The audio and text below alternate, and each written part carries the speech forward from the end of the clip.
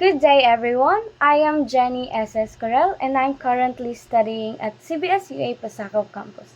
In one of our subjects, Educ 3, we were required to discuss our learning style. Our teacher sent us a learning style quiz, and in part 1, the choices were labeled A, B, and C. If the majority of our answers were A, it means we had a visual learning style. If we scored more on B, it indicated an auditory learning style. If we scored more on C, it represented a kinesthetic or tactile learning style. Based on my quiz results, in part 1, most of my answers were B, which means I am an auditory learner. The second quiz was about the Multiple Intelligence Inventory, or MII, which helped me identify my multiple intelligence. The MI quiz that was given to us had 3 parts. Part 1 had 9 sections, and each section contained 9 statements. We had to assign a score of 1 to a statement if it described us. In 1, I gave a score of 1 to 7 statements. In section 2, I gave a score of 1 to 6 statements. In section 3, I gave a score of 1 to 7 statements.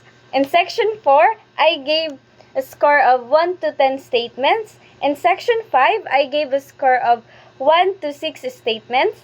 In section 6, I gave 1 to 7 statements. In section 7, I gave 3 statements. In section 8, I gave a score of 1 to 7 statements. And lastly, section 9, I gave a score of 1 to 6 statements. After obtaining the total score of each section, we move on to part 2, where we multiplied each section's total by 10.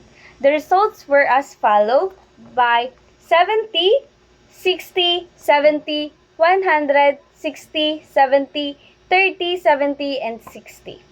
In part 3, we created a bar graph based on our results.